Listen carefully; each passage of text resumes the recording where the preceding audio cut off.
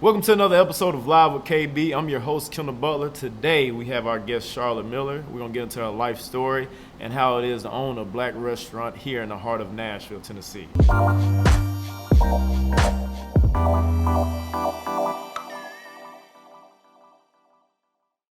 Charlotte Miller, we're going to get into you a little bit about your life. Tell us about where you're from and where you grew up at. I grew up here in Nashville. I'm a unicorn almost. I went to school at Aiken, right down by Vanderbilt. I went to school at St. Joseph, and then went to Hume Fogg for high school. So I am a Nashvilleian of long times. Left to go to the University of South Carolina, went to go cook around the world, literally, and then came back home to Nashville because it became a food city, and I wanted to come home. Gotcha. How was it growing up in Nashville in your time? Loved it. I tell people all the time, I love my city. The city that I grew up in is not the city that it is now, though. When people talk about the splits, we did not have the segregation and the neighborhoods the way we have now. There was also a certain amount of decorum and rules that we just all abided by. We also were very friendly. Nashville was the second friendliest town in America growing up. Okay. And it always was that way. We would always, hi, how you doing? What are you doing? What's going on? And we actually genuinely cared about people. People see somebody on the side of the road, you're going to stop. People will help each other out. I remember as a kid watching people hold doors open for people. Black guys holding doors open for white women and white men holding doors open for black women. I don't see that anymore. I don't see that type of respect and community as we used to. Gotcha. So it's kind of like the Southern hospitality Yes. feel. Everybody like chill. So what made you go to the University of South Carolina, if you don't mind me asking? What drew you there? It was far away from my parents.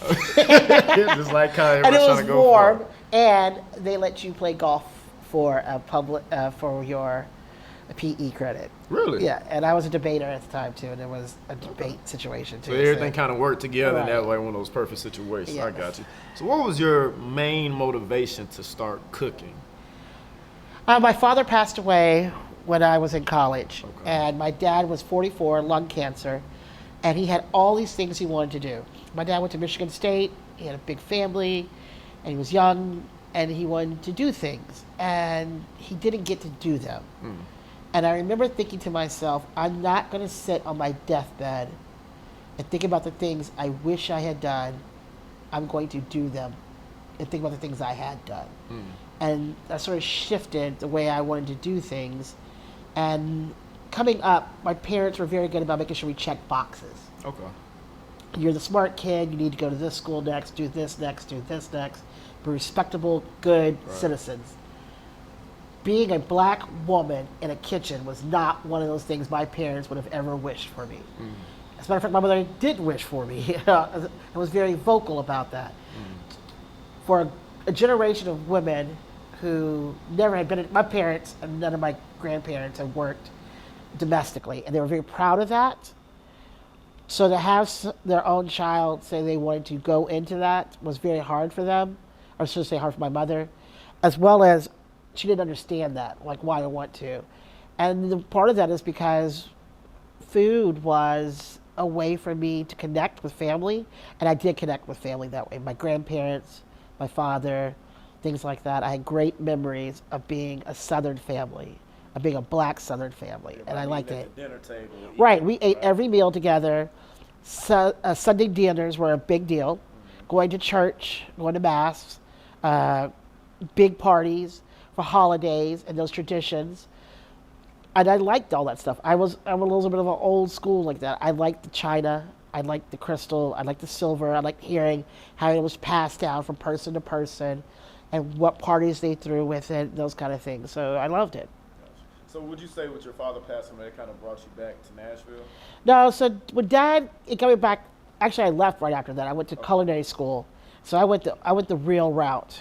I went with the Wayne Culinary Institute and worked fine dining. So right after that, I left, and I went to Belize and Trinidad and Tortola and St. John and St. Kitts and the Keys and Austin, Texas, and I cooked. And I cooked anywhere that somebody would pay me, give me a house, and it had to be fine dining. And I ran away from Southern food because early on I had a woman tell me, If you don't go to culinary school, they're never going to see you as a real chef, and they will never see you as a chef because you're a black woman. So all they're going to be able to think you're going to be able to do is fried chicken and make biscuits.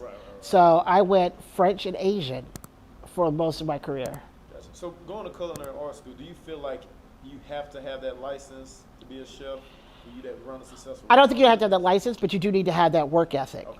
So when I see people telling me they're chefs because they put a charcuterie board together, I will lose my shit. I get really upset because that's not a cook. That's not a chef. Now, there are people who come in through the old way, through apprentice and working up their way through it, yes. But you're not a chef if you have never commanded a kitchen, had to do ordering, had to do sanitation and prep, do budgets, and take care of people. You're not a chef. Stop calling yourself that. So they taught you all that at culinary Yes. art school. Okay, the work ethic, Yeah. how to run everything. And also, I see other chefs do that too. Other chefs that came in the other way. If you come in through, like even still, I went to go to culinary school, but I still came in as a prep cook dishwasher. I still came in. I still came in the bottom. Yeah, and just so everybody knows, when you come out of culinary school, you should start off at the bottom. You just have a base now, but you need to work your way up. You need that respect. Gotcha. So with you traveling, so would you say doing your dream thing, which is cooking, it took you around the world, right? So you went to travel all these different places. With you traveling all these different places, do you use that in any of your cooking? Like All the of it. cultures that you visited? Absolutely. Different So, being in the islands, you also understand fusion. And a lot of times people will do bad fusion where things don't make any sense together. But then if you see where fusion happens naturally, which is what happens in the South, like New Orleans, if you have Italians that move in with French, we're moving to Spanish, we're moving to blacks, and all this mixes together, you get this real Creole cuisine. That's a natural fusion because they're living next to each other, they're working next to each other. eating each other's food. They know Right. each other well. That's why I love Vietnamese food. You got this French and this Asian, and they're living together and watching this play off each other, these techniques and these great ingredients. So they do that. So yeah, I learned about culture, I learned about history, and to find out the politics of a place before you get into the actual food. Because if you can figure out the politics and the history, you'll figure out the food also. During your time, or your journey, I should say, while you were cooking and doing your different experiences, did you work in any hotels at the time? Yes. So I worked at some of the top hotels in the world. I worked at the #2 resort in America, Hawks Cay, which I did the renovation for, part of that team. That was a big deal. I worked at Little Palm Island. It was also the #1 resort in America. According to Condé Nast, it was a private island. 22 bungalows. Nobody under the age of 16 was allowed.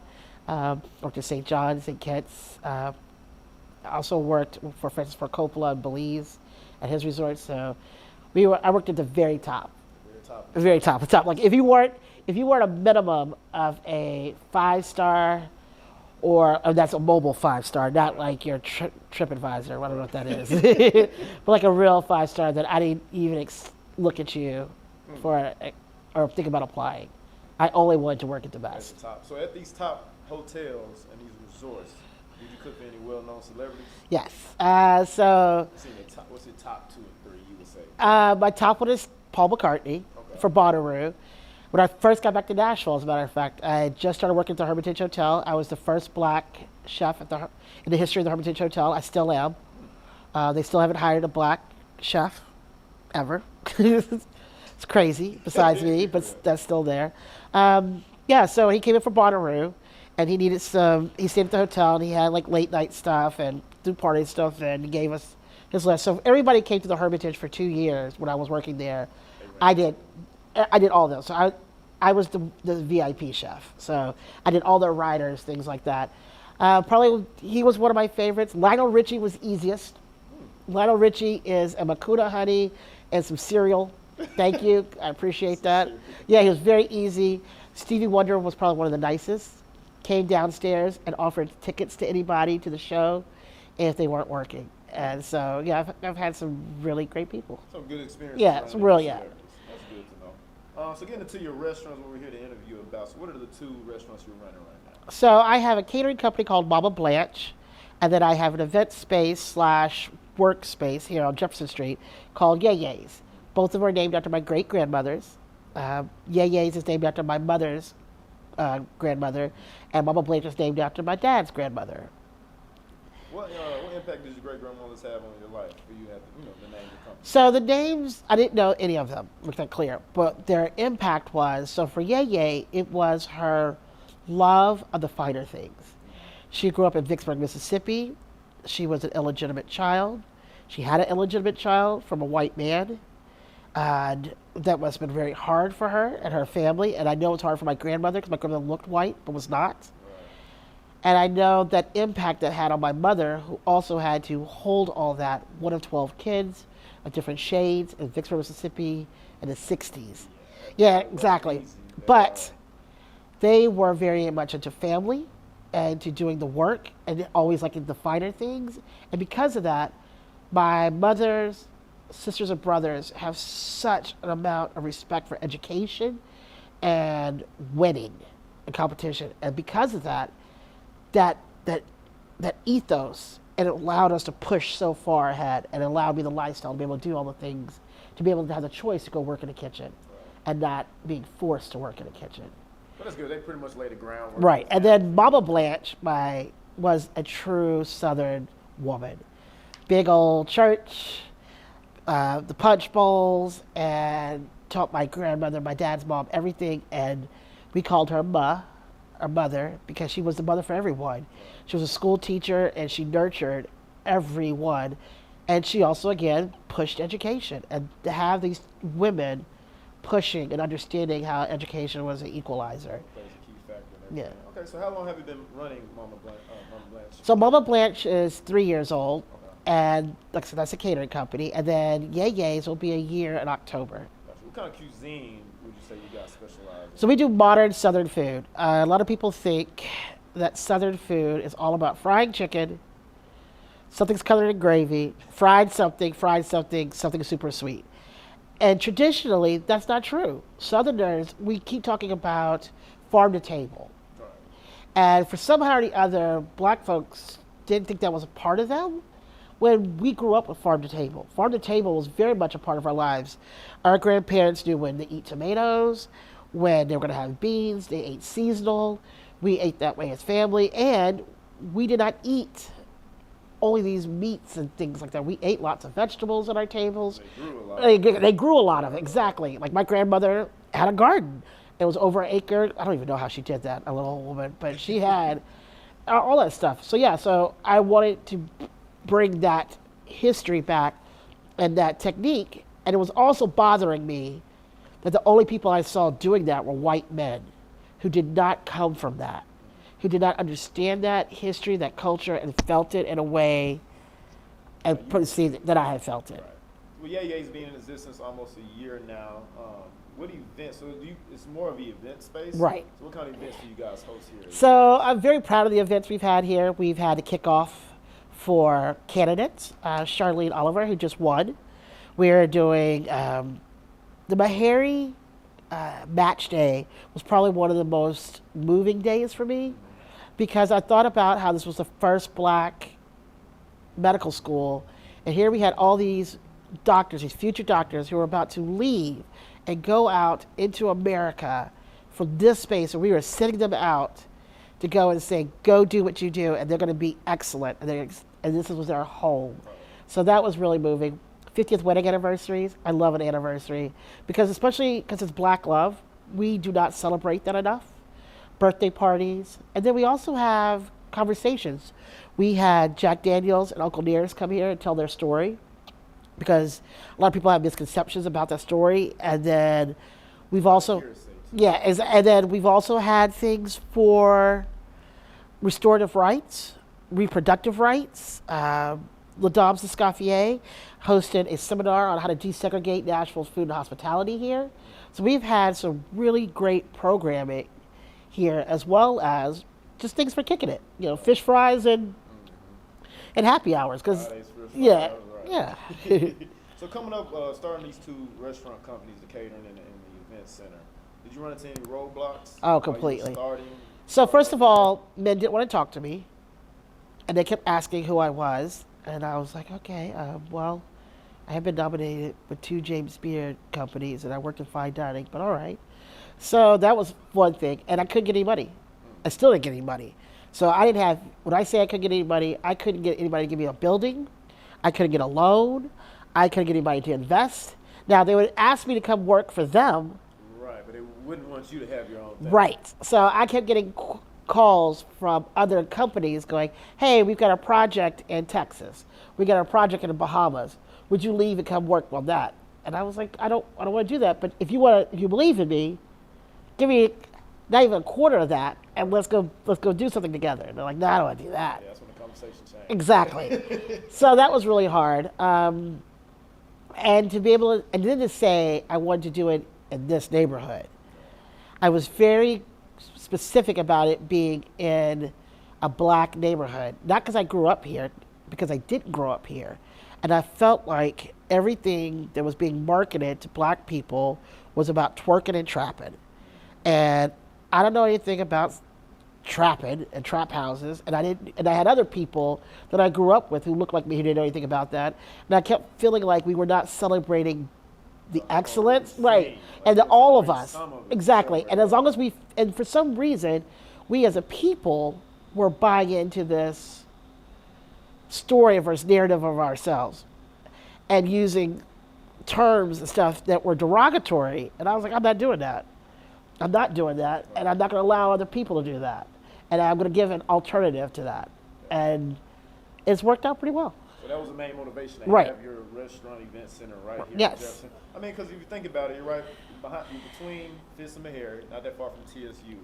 And so to have an event center or a coffee shop, somewhere students can come to. And Right, sit and that's down. another thing that was weird to me was that at Vanderbilt, there was places for students to come sit down. Why is there not at work in the middle of the day? Walking distance. Ain't Yeah, gotta get no car, no anything. right. I go, why is there not a space for, Our kids Right. in this area. yeah, and it looks and feels comfortable to them. And they know it's their space. So how does it feel to have, looking at now, it's 2022, right? Yeah.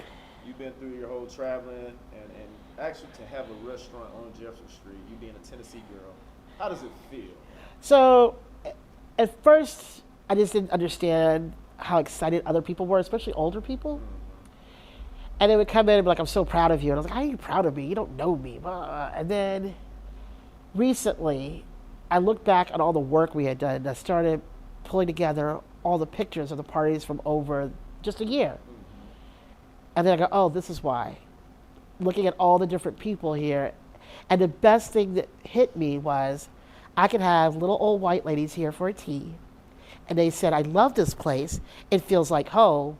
And I can have a group of black fraternities, and they call it a whole vibe. And so they go, and it's both. And I was like, it's that's what I'm proud of. Right. Yeah. I mean, it's special. I mean, like I said, you're in the heart. I mean, the history of Jefferson Street as it is, you got to think about it, there's probably multiple situations or places like this for people to visit. Right, it's not anymore. Right. So And so I'm hoping. People coming in here, Yeah. it's kind of like a relive moment. You know, once you walk in, it feels like home. I hope so. I'm hoping to be the catalyst for what I call the Nashville Renaissance. I want there to be a Jefferson Street Renaissance, and talking to other businesses down here and pushing them, and more importantly, pushing our political leaders. They are real good at talking that talk, and they don't do nothing for the neighborhood. Right. And so I have no problems getting inside someone's face. But like, why? Why is this not clean? Why is this not put up? Why did they get trash sweep down their road every Monday morning, and we don't? Right.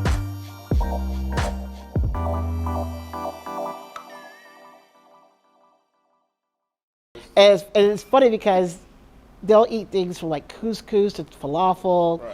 And one lady said to me, she goes, my kid was walking through the grocery store, and they're like, oh, that's eggplant. Miss Charlotte makes eggplant for us. And she goes, I'm not Miss Charlotte. I do not know how to make eggplant. Do not ask me to make eggplant. You causing problems. Yeah, she was like, I started You better laughing. at school, man. Yeah.